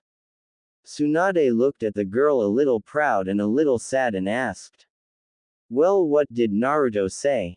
Hinata replied, well, with the village being rebuilt and all, we haven't really gotten a chance to talk. Plus, he's been running around town with some tramp, she finished to herself in her head. Tsunade measured the girl in her eyes and decided that if she was going to get Hinata to take any kind of action, she was going to have to light a major fire under the girls. Tsunade started into her. Well, Hinata, I don't know if you are aware of this, but that boy who you are supposedly in love with is currently being targeted by the Mizukage of the village hidden in the mist. Hinata looked horrified. She just saw him yesterday. Surely he can't be hurt. She tried to console herself. She asked, almost afraid of the answer, he's not hurt, is he? Tsunade laughed. I wouldn't be worried about Naruto if she wanted to hurt him. He can take care of himself. Hearing Tsunade say the word, she, made something click in Hinata's mind. Could that woman she saw yesterday be the Mizukage? Tsunade continued, no, the Mizukage has quite the opposite in mind. She wants to marry him. Hinata felt all the air get sucked out of her like she had just been punched in the gut by the words that came out of the Hokage's mouth. When Hinata saw Naruto with that redhead yesterday, she was worried, but somewhere in the back of her mind she was comforted by the fact that even if he had with her, she would always take him back. No matter what he did, Hinata would always accept Naruto.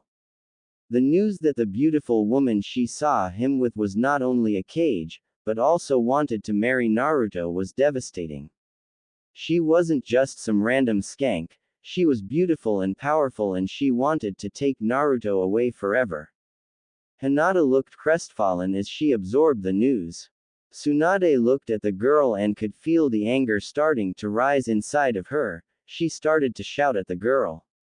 Is that all you're going to do, Hinata? Sit in my office and look sad. You said you loved him, you almost died for him, and here comes some woman from another village and you're just going to give up. I love Naruto like a son, and if you're going to act this pathetic, Hinata, you don't deserve to be with him. I don't want the Mizukage stealing him from this village, and I can see in your eyes that you really do love him, so go out there and do something about it. I know he didn't come and sweep you up in his arms right after you told him you loved him, but you know as well as I do what a knucklehead he is. You probably scared him. I know this is hard for you, but you've got to be bold, Hinata. Don't let Naruto screw this up for himself. This could be the most important moment in both of your lives, so go out there and get your man.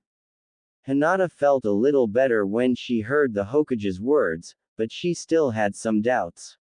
She asked Tsunade, her voice shaking with trepidation, do you really think I have a chance, Lady Hokage? I really do love him and want to be with him. I'm just scared. I don't know what I'll do if he rejects me. Tsunade calmed down and felt a little bad for yelling at her. She answered, her voice softening up considerably, I don't know, Hinata. I don't have all the answers. I do know that Naruto has the biggest heart of anyone I've ever met, and you are one of his most precious people. The whole village had been devastated, and he was surrounded by death, but it wasn't until he thought pain killed you that he really lost it. Naruto may be loud and obnoxious, but underneath it all, when it comes to romance, he's really just as shy and innocent as you are. He probably didn't talk to you after the attack because he couldn't figure out how to tell you how much he appreciates what you did, and how much you mean to him. You've just got to be a little more forceful and make him tell you those things. Tsunade gave Hinata a reassuring smile as she finished. Hinata nodded her head, mustering up all the confidence she could as she replied, "Yes, Lady Hokage, I'm going to go out there and find Naruto and make him look me in the eyes and tell me how feels." Tsunade laughed and said, "Naruto's an idiot. I suggest that when you see him you don't tell him how you feel, just walk up to him and kiss him, let him show you with his response." Hinata blushed at her suggestion but said, "Okay, Lady Hokage, maybe I'll try that. Thank you for this talk, I really needed to hear this." Tsunade said, "Well, I just want Naruto to be happy, good luck, Hinata." Hinata said her goodbyes and backed out of the office as Tsunade leaned back in her chair and pulled out a bottle of sake. She poured herself a glass and took a sip as she thought about the conversation she just had. She was still very uncertain if Hinata would actually be able to muster up the courage in the moment when she saw Naruto. Tsunade also did not know how Naruto actually felt about Hinata, and she hoped that she did not just send the girl to get crushed. She sighed as she thought to herself, well, if Shikamaru's wrong about Naruto's feelings for Hinata, then she'd have to play her last ace in the hole. She'd just order Sakura to seduce him. She was pretty sure that there was no way Naruto could turn down Sakura. Naruto was making his way down the street towards Mei's house. His heart was racing. He still wasn't sure what she meant by saying today was a date, and the more he thought about it, the more and more nervous he got. He was still scared about trying something and Mei being shocked that he would try to kiss her. He also really had no idea about how do you go about trying to kiss a girl. Should you ask her? No, that seemed lame. He answered his own question. So then what do you just wait for? The moment, and then lean in and do it. How the hell was he supposed to recognize when the time was right? Plus there was the very real possibility that the time was never going to be right and he was only going to make a complete of himself. Maybe he should just give up on the idea altogether. Yay, that's the best idea. Why take the risk of being totally wrong? He'd just do what he did yesterday. Naruto turned the corner onto her street and saw that Mei was sitting on a bench outside waiting for him.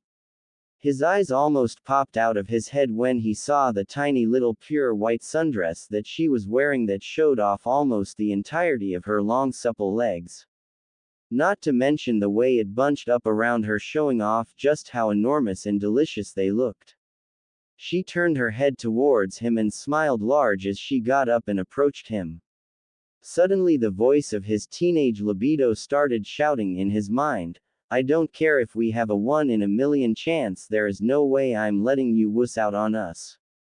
Look at her." Naruto smiled nervously as she came close and said, "Oh hey Mei, you look really pretty." She laughed lightly at his compliment and replied, "Thanks Naruto, before we take off today there is one thing I want to clear up." As she said that, she grabbed one of his hands and lifted it up, putting it directly on her. Naruto looked like a deer caught in the headlights as she leaned in and whispered, "I really am looking forward to this date." Then she kissed him as deeply and passionately as she ever has any man in her entire life. Naruto was stunned as Mei's lips crashed down on his, but after about 2 seconds instinct kicked in and he happily started to return the kiss. Their tongues were intertwined and his hand, which was on her, started to explore. He had never felt a woman's before, and it was soft and incredible. He started to squeeze her, but suddenly he was shocked by a very familiar angry voice screaming, "Naruto!" He pulled back from Mei and turned right in time to get punched right in the gut by his long-time crush Sakura. He fell to his knees as she looked down on him, rage burning in her eyes as she shouted, "Oh my god Naruto, you creep, groping this poor woman in the middle of the street. You cannot become like that pervert teacher of yours." Naruto stuttered out, With fear in his voice, saw Sakura-chan, it's not, I didn't, she kissed me. Mei, who was filled with disappointment by her first kiss with Naruto being interrupted, looked on the scene in front of her with confusion. She stared at the pink-haired girl in front of her with serious curiosity. She thought to herself, this is the Sakura girl with whom Naruto has had a crush on for years. So this was one of her romantic rivals. Mei was upset that the girl was not as ugly as she had hoped for. Despite her smallish and largish forehead, the girl had beautifully colorful pink hair, and big hopeful green eyes. Overall, Mei decided the girl was very pretty, which dragged her already disappointed mood a little further down. While Mei had been sizing up Sakura, inside of Sakura's mind she was still processing the information that this older woman kissed Naruto. She looked at the woman standing there and couldn't help but feel a little self-conscious. This older redhead might have been the most beautiful woman she had ever seen. Sakura said, still surprised, she kissed you, Naruto. But she looks old enough to be your mother. Hearing those words come out of the pink-haired girl's mouth snapped Mei to attention and pissed her off. She turned to Sakura, and said in a deathly creepy and serious voice, I am the Mizukage, and Naruto is my escort around Konoha. I would appreciate it if you would stop attacking him and let us get on our way. Sakura is it. I'm sure Lady Tsunade would not be very pleased to find out one of her ninjas was harassing a cage of another village. Mei would have loved to boil this girl in lava, but being in an enemy village she had to stay civil, much to her chagrin. Sakura was becoming even more confused. This woman was the Mizukage and she was kissing Naruto. What the hell was going on here? She heard the voice of the Mizukage continue, come on Naruto, let's go. Naruto was still on his knees and looked up at Mei and saw that she was giving Sakura an evil-looking stare. He then turned to Sakura and saw a strange combination of shock, embarrassment, and anger all swimming on her face. Naruto got up and said to Sakura, well, I guess I have to go, see you later, Sakura-chan. With that he turned and Mei made sure to latch onto his arm as the two of them walked off, leaving Sakura standing there stunned. Sakura stood there still bewildered by what just happened. When she first saw Naruto kissing that woman, she felt rage build up inside of her that she couldn't explain. Then finding out that the woman was the Mizukage shocked her. Why would the leader of a hidden village be making out with Naruto? She shuddered as she remembered seeing his hand on her. That image bothered her in a way she didn't understand. Just what the hell was going on here? She scratched her head, and turned around to make her way to Lady Tsunade's office. She had a lot of questions that needed answers. Naruto felt Mei squeezing his arm as the two of them walked away from Sakura. He looked back briefly and saw Sakura still standing in the same spot, confusion still written all over her face. He felt kind of bad leaving her there, but then he looked back over at Mei and saw her eyes were staring up at him with what looked like concern. He was confused as all hell. Mei just kissed him rather forcefully, and it was awesome, and he wanted to do it again. Still being hit by Sakura moments after that made him feel guilty about enjoying it. Throughout most of his life, whenever he thought about kissing a girl, it was always Sakura that he thought about, but her attitude always made it seem like that would never happen, and now he was here with a beautiful woman who not only would let him kiss her, but seemed to really want it. Naruto wouldn't hold back any longer. Bright blue eyes had been locked with smoky green eyes in an angst-infused silence for moments that seemed like an eternity when finally Naruto gave in to his desire and crashed his lips down on Mei's. Their lips locked together, the two of them backed off of the street and she pushed him up against a wall. Their lips didn't break apart for minutes, but eventually they both came up for air.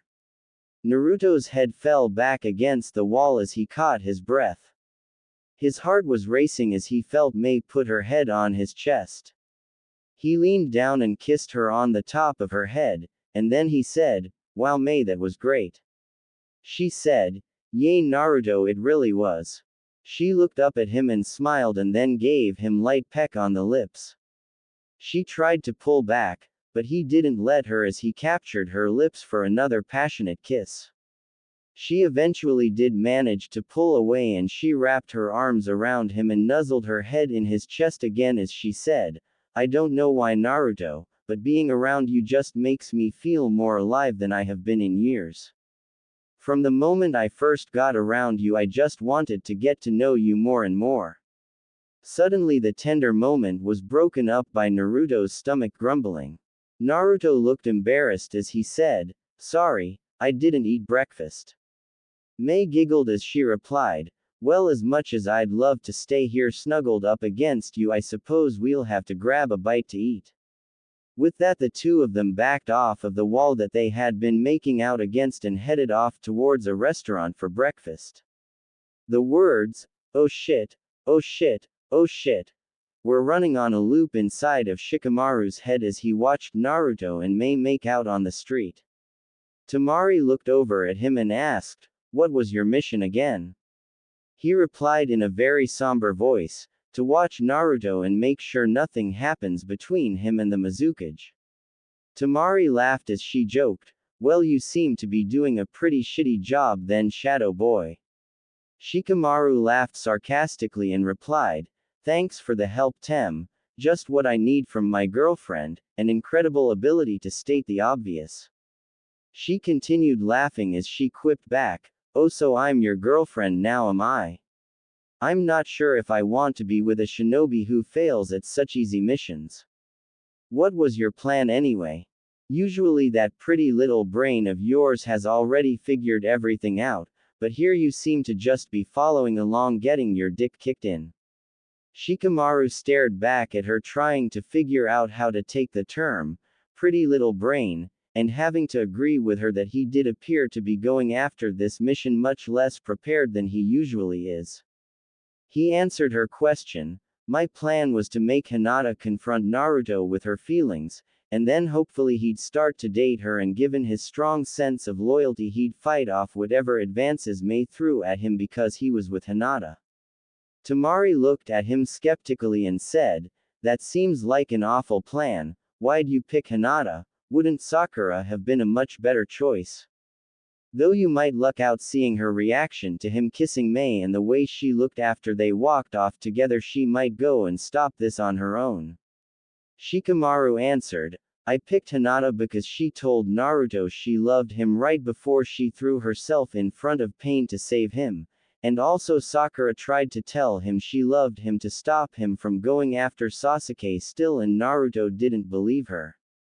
I'm convinced that if Hinata would ever show the hell up my plan would work, but she's been a ghost. I left Lady Tsunade in charge of convincing her to go after Naruto, but I have no idea how it's going. Temari shrugged as she responded, I guess you're better friends with Naruto than me, so if you're convinced that Hinata will work, I'll believe you. Though I always personally hoped and figured he'd eventually wear Sakura down, I think Naruto and Sakura would be a cute couple. Shikamaru gave her a funny look as she said that. She shrugged her shoulders and said, whatever. Well, they finally stopped making out. Temari motioned her head down towards the street where Naruto and Mei had started walking arm in arm again. She asked, what are you going to do in the meantime? If things stay the way they are now, I'm pretty sure in a couple hours Mei will be taking our little buddy home and making him a man. Shikamaru sighed as he answered, you'll have to run some interference, do something to stall them. You know Mei, right? Follow them and, casually, bump into them, then make yourself incredibly annoying and don't leave their side. That's something I know you're good at. She looked at him and asked, why do I have to do it? This is your mission, why don't you go down there and stall them? Shikamaru was hoping that she wouldn't ask that question, but she wouldn't be the Temari that he was infatuated with if she just listened to him without bitching about it. He didn't really know how to answer though, Could you tell your girlfriend of like 2 hours that the previous night another woman had her hands on your balls and threatened to burn them off if you got in her way? That seemed like the sort of information that a relationship needed to be at least 10 hours old to survive, he mentally joked to himself. Whilst simultaneously joking to himself, he also decided to try a new approach with Tamari. He would try and be sweet. He approached her and placed his hand on her cheek and then locked his eyes on her green orbs and said, "Please Tamari, I really need your help." He lowered his lips to hers and placed a gentle kiss on her lips. He continued, "I promise if you do this for me I'll make it up to you." He kissed her again, then trailed kisses up her cheek till he reached her ear, and then he whispered, "I'll even go through all the bother of taking you on a real date." She laughed in response and with a grin on her face replied, "Well, how could I refuse an offer like that? Shikamaru Nara, taking someone on a proper date. I'm just so happy that I get to be the lucky girl." "So what are you going to do while I distract them?" He shrugged his shoulders and said, "I guess I'm going to have to go talk to Lady Tsunade and track down Hinata. Just make sure you don't let the two of them alone for too long." He leaned in and gave her another kiss, this one much longer and deeper than the previous ones had been. He pulled her into a tight embrace and said, "Thank you so much, Tamari. I'm sorry on our first day together we're not going to spend more time as a couple. I want nothing more than to lock ourselves away from the world and spend each second for as long as I can kissing every inch of you." He kissed her again, then groaned as he continued, "I guess we should separate. I'll see you as soon as I can." He kissed her one last time and then took off in the direction of the Hokage's office. Tamari sighed as she watched Shikamaru speed off into the distance. He didn't even give her a good idea as to how she was supposed to bother Mei and Naruto. She thought to herself, "Damn, he really is a lazy, but at least he's one hell of a kisser." She then jumped to the next rooftop following after Mei and Naruto as she started to formulate a plan to break up their little date. Sasuke was seated at the main table inside the Akatsuki's hideout where he had been recovering from his eye surgery. Madara was there discussing strategy, and the newest recruit to the group, Kabuto, was also there listening.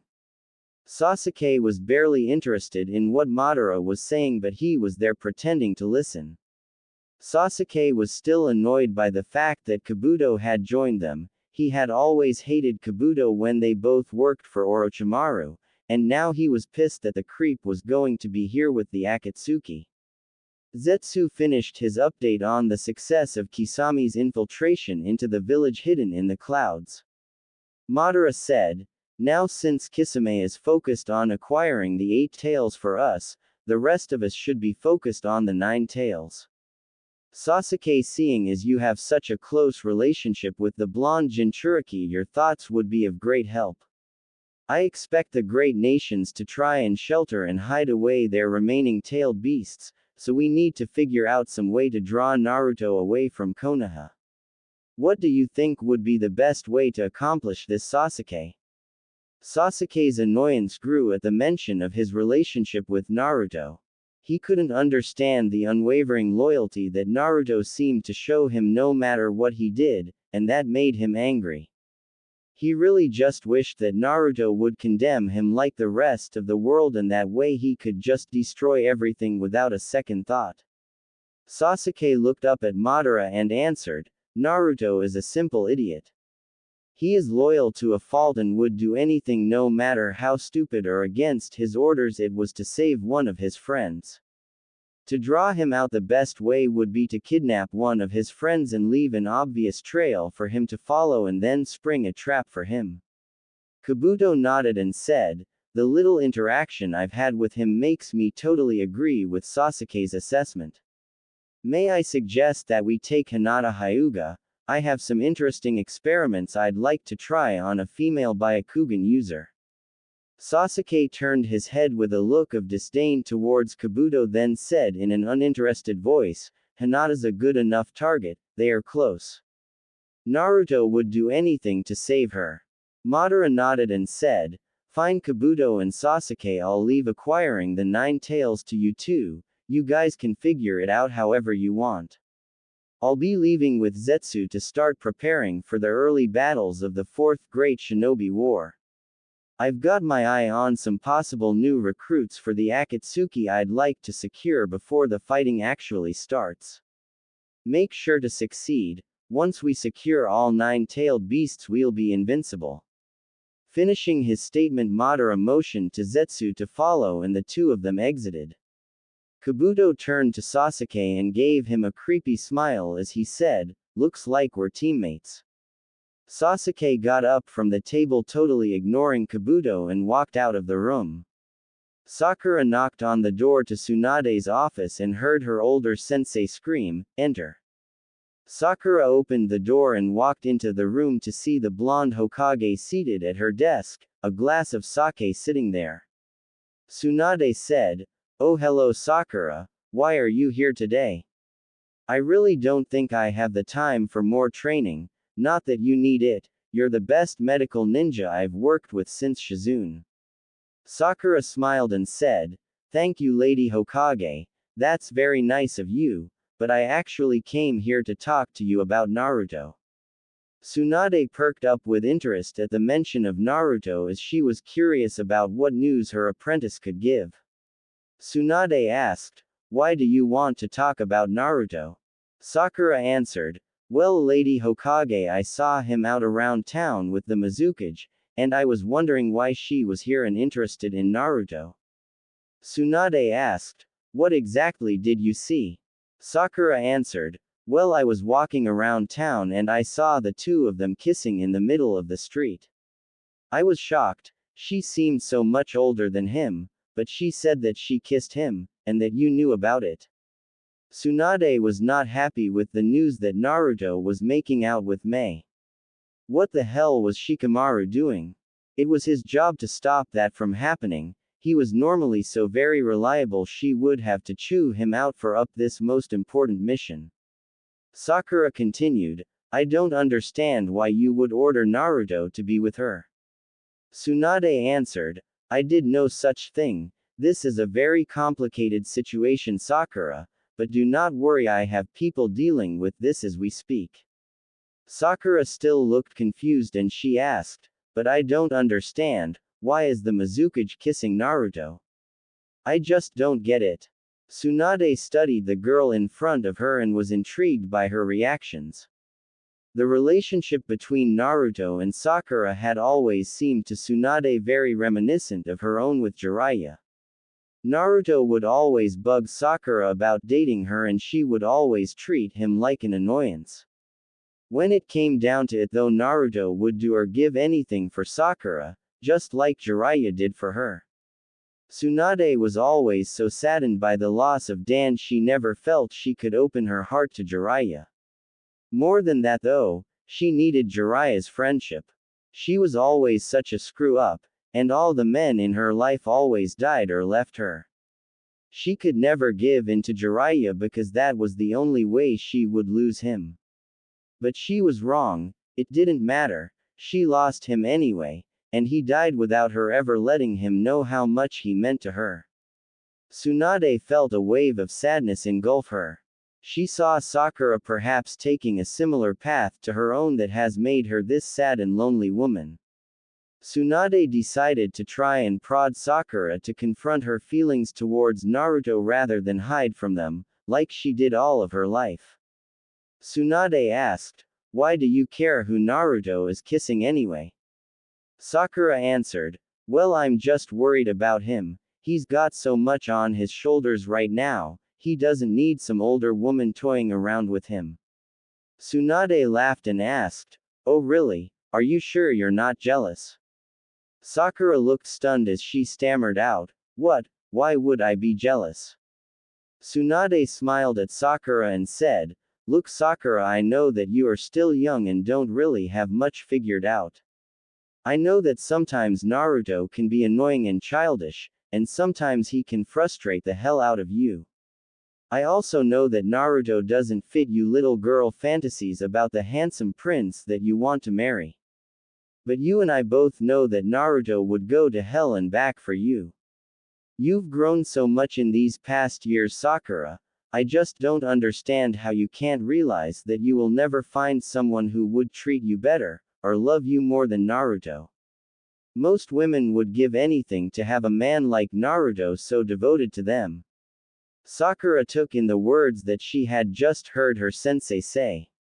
It hurt her to hear it from someone else. A large part of her has been thinking the same things about Naruto for a long time now, and now to hear it come from the woman who had taught her how to become stronger than Sakura ever dreamed she could be, meant that she couldn't hide from it any longer. She asked, pained confusion saturating her voice, "I'm just so scared, sensei. When Sasuke left the village years ago, I felt like my heart was ripped from my chest. I loved him so much even though he never looked at me with anything but annoyance. That rejection hurt for years, but thankfully Naruto was there suffering with me to help me get through it. With Naruto, neither of us knows anything about making love work. What if we screw it up? Or what if after all these years of me blowing him off he doesn't want me anymore? I got through Sasuke leaving me because of Naruto. If I lose him too, I'd be all alone. I just can't risk it. I need him too much. He's the only person I can count on." Tears started to roll down Sakura's face as she confronted her feelings about Naruto, and Tsunade got up from her seat and pulled her young apprentice into a hug. She said in a comforting voice, "Sakura, I understand better than anyone the way you feel. Jiraiya was just like Naruto. He bugged me for years and years and I always ignored him, but whenever something terrible happened he was always there to pick up the pieces for me and put a smile on my face. I needed him and counted on him more than anyone in the whole world. Part of me always wanted to give in and be with him heart, body, and soul, but I was just too afraid. All the men I showed my love to always died, so I thought if I never let Jiraiya know what he meant to me I could have him with me forever. But then something even worse happened, Sakura. He died anyway, and he died never knowing what he truly meant to me." Tsunade also started to cry as she continued, "I have so many regrets in my life, Sakura. I may be one of the legendary Sannin, but I'm also a legendary. But of all those regrets, the worst one by far is never being with Jiraiya. Not being able to ever see his stupid goofy smile after we kissed. Not being able to feel his warmth next to mine in bed after we made love. Dan was my first real love, but Jiraiya was my soulmate, and it kills me inside every second of every day that he died fighting for me in our village and he never knew how much I loved and appreciated him. Don't be like me, Sakura. Don't lose Naruto because of your own weakness. He looks at you just like Jiraiya always looked at me. If you never let him know for real how important he is to you, those looks will haunt your heart for all of eternity." Sakura looked up at Tsunade, eyes still full of tears, and she said, "Wow, sensei, I never knew you loved Jiraiya that much." Tsunade smiled sadly as she answered, "The saddest thing is that I never knew either, or at least I never could admit it to myself, until after he died. It's too late for me, Sakura, but it's not too late for you. Don't make the same mistakes as me. There's no one who deserves to be loved and appreciated more than Naruto, and you've always meant more to him than anyone in the world, Sakura. The two of you might make each other miserable sometimes, but I know for a fact that if you don't end up together you'll be even more miserable." The master and apprentice broke out of their hug and Sakura asked, "So what do I do, Tsunade?" Tsunade answered, "All you can do is go out there and tell him how you feel. Just be truthful, Sakura, don't try to manipulate him. Open your heart like you did to Sasuke when he left. I know that there is no way Naruto can turn you down. You are the girl who will always hold the dearest spot in his heart." Sakura wiped the tears out of her large green eyes and stiffened up straight as she said, "Thanks, Lady Tsunade. I'm really glad you were here to help me sort out my feelings. for these past years I've been so confused about Sasuke and Naruto. But seeing Sasuke this last time, I saw there was nothing left of my friend. I'm not even sure if there was anything there in the first place. I think I might be ready to give Naruto the chance he deserves. You were right, Sensei. Not only would Naruto do anything for me, but he also knows me better than anyone. He could see right through me the last time when I tried to play with his emotions. I feel so bad. I've always relied on him so much, and he's given me all I've ever asked for and so much more. All I've ever done for him is take him for granted and punish him, and he always takes it with a smile and keeps on loving and supporting me. It's time, Lady Hokage. It's time that Naruto gets to be happy. It's time that I look into his hopeful blue eyes and tell him what he deserves to know. That he is the greatest friend and companion anyone could ever hope for, and I want to spend the rest of my life trying to live up to him and make him feel as good as everyone whose life he has ever touched. And I want to let him know the most important thing, that I really do love him. Sakura got a determined look on her face and turned, opening the door and exiting Tsunade's office. Tsunade sighed as she walked over to her personal bar and grabbed the gigantic bottle of vodka that she saved for special occasions. She got a large glass and dropped a few ice cubes in it, then drowned them in vodka, adding only a splash of tonic water and a single slice of lime. She sat back down in her chair and spun it around to look out the window. She took a sip and felt the cool rush followed by the burn of the vodka in her chest, trying to soothe the pain that had lingered in her heart ever since her oldest friend left her alone in the world. She looked out over the village that she loved as she realized that talking to Sakura like that helped alleviate some of her heartache. She very rarely opened up to people, but Sakura was like a daughter to her, and she didn't want someone she cared so much about to suffer from the same burdens that she did. She also felt a little bad about her earlier pep talk to Hinata after sending a third girl after Naruto. She had never meant to meddle in Naruto's love life, but deep down Tsunade had always hoped that her two favorite young leaf shinobi would end up together. She wanted the two of them to live the life of happiness that Jiraiya and she never got to. It really was amazing how much Naruto, Sakura, and Sasuke were like Tsunade and her former teammates in the Sannin. She frowned as the sadness of her own life washed over her. She really hoped with all of her heart that things would turn out right with this war and everything else. She wanted nothing more than to see Naruto and Sakura save the world from Madara and his minions, and then live a long happy life as the Hokage and his wife. Tsunade slurped down the rest of her drink and got up to make another one as she smiled at the picture she had in her mind of Naruto and Sakura's future family.